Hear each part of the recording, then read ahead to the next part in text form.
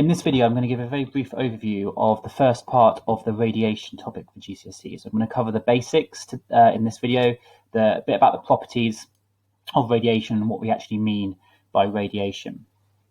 So when we're talking about radiation in this part of the GCSE course, it's really important to understand what we mean, okay?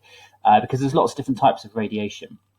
So when we talk about radiation, we could be talking about the electromagnetic spectrum. So this is covered in more detail in the waves section, but we start at one end with radio waves, and then we go to microwaves, infrared, visible light, UV, X-rays, and then finally gamma rays. So all of this is radiation, but actually we don't really mean most of this in this unit. What we specifically mean in this unit is nuclear radiation. So nuclear radiation is from the nucleus. Okay, so it's from the nucleus of an atom. That's a really important distinction because we're not talking about radio, microwaves, IR, visible, or UV, or even X-ray, because none of these are from the nucleus. Okay, we're talking specifically about three types. We're talking about alpha, beta, and gamma. All right, gamma is from the nucleus. X-ray is not from the nucleus. All right, as teachers, we should be very happy and we should be sharing this information that actually the energy and the wavelength and the frequency of gamma and X-rays overlap, but the definition is that gamma is from the nucleus, X-ray is not. X-rays come from electron transitions like all of these do. Now, some other consequences, because they're from the nucleus, they tend to be high energy, and because they're high energy, they tend to be ionizing. Okay, so add or removing electrons. Now, in terms of ionizing, UV, X-ray, and gamma are all ionizing. But again, because we're talking about nuclear radiation, we're only talking about gamma. Right? We'll talk about ionizing properties of these when we talk about waves in the electromagnetic spectrum. Couple of other quick bits of definitions. We also need to be very happy that we know what nucleons are. So nucleons are particles in the nucleus. So that is a proton or a neutron. And we obviously need to know what isotopes are as well, which is atoms with different numbers of neutrons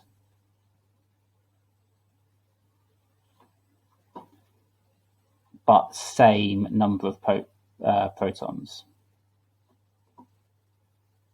All right, because obviously these two terms are used quite a lot in this unit. So in a second, we'll look at the properties, but there's probably one more thing to say about nuclear radiation. Why do we get alpha, beta, and gamma? Right, all of these occur because we have a nucleus with too much energy trying to become more stable.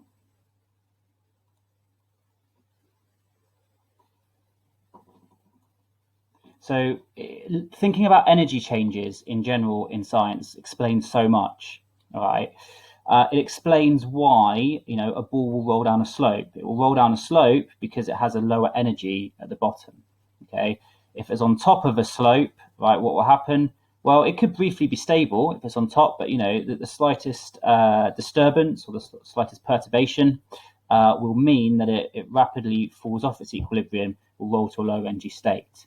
If we're talking about chemical reactions, why do you get some chemical reactions, or why do you get any chemical reactions really? Because things are trying to move to a lower energy state, so in chemistry, we're quite used to these kind of diagrams where we have some chemical, there's some kind of activation energy to make the reaction happen, and then the products are at a lower energy state, for example, combustion. Right?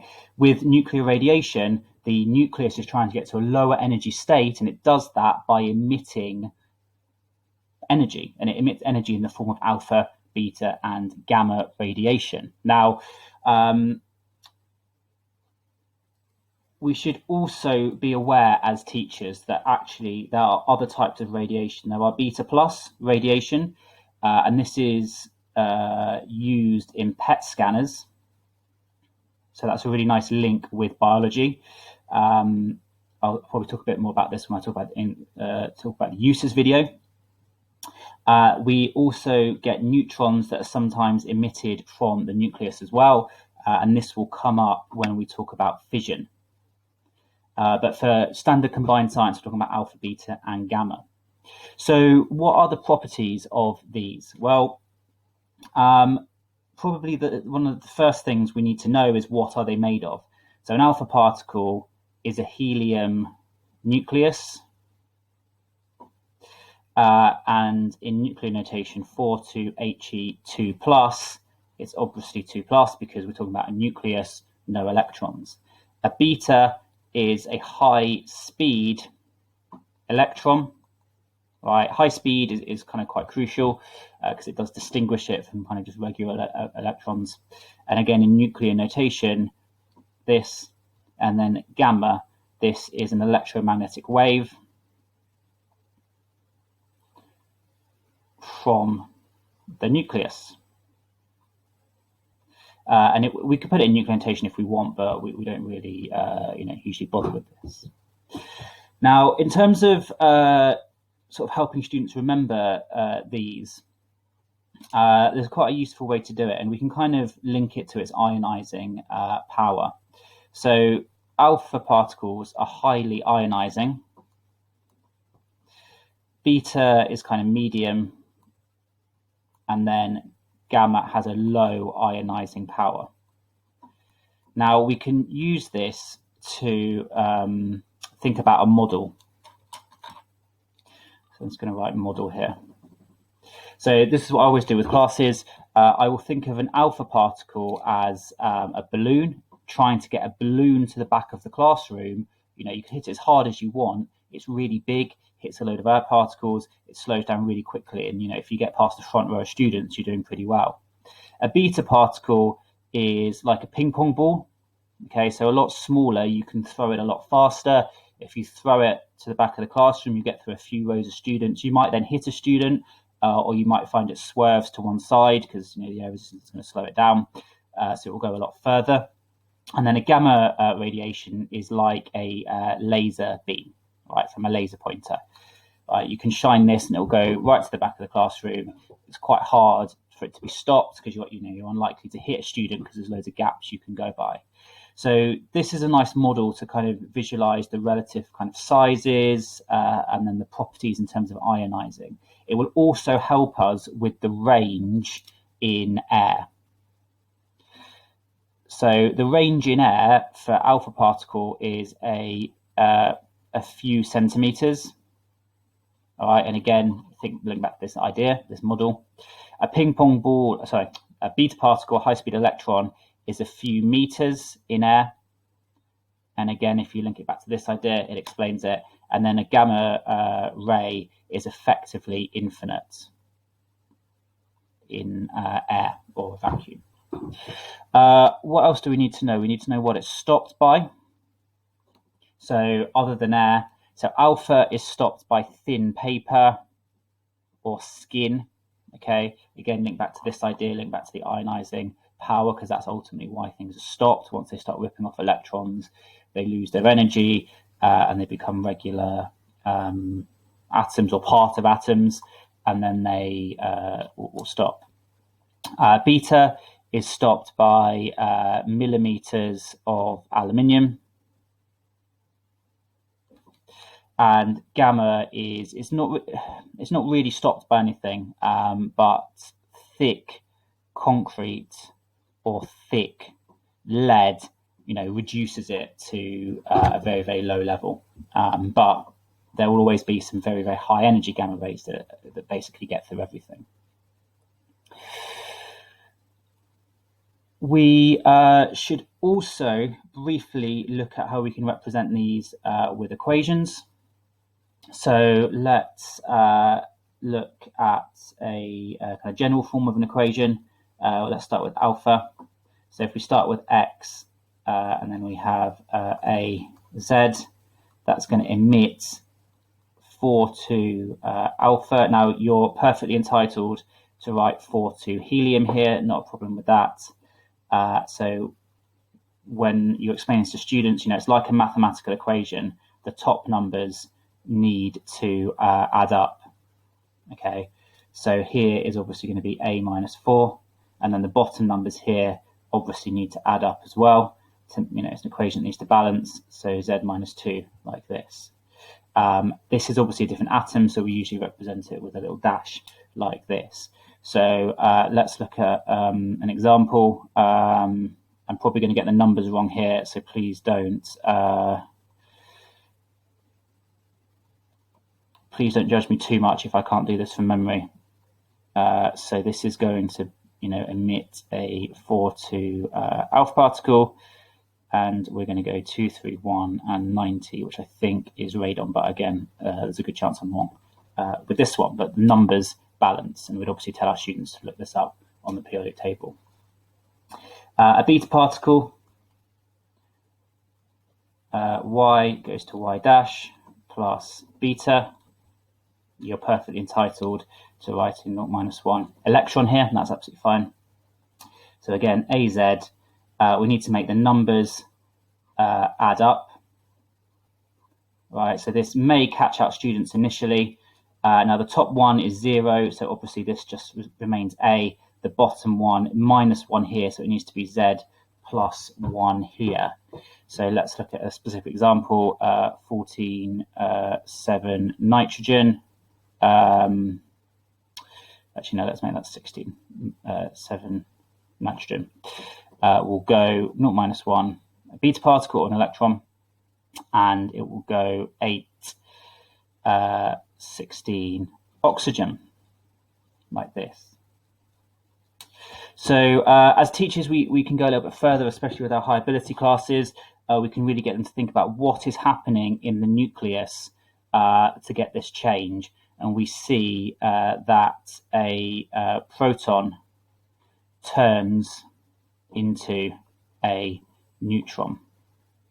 So the atom is unstable. It has too many protons in relation to its neutrons. Therefore, it needs to change a proton into a neutron to kind of get a more equal balance of them.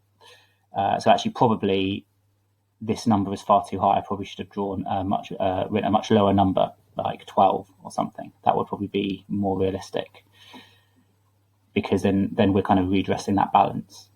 Now, as teachers, again, it's nice to throw in a little bit of extension stuff. So we can get beta plus emission, which is the opposite. This is a positron that is being emitted, and our equation for this is going to be something like 16,7 nitrogen would go to 16,6 oxygen plus 0 plus 1 electron. So here we've got a proton turning into a neutron.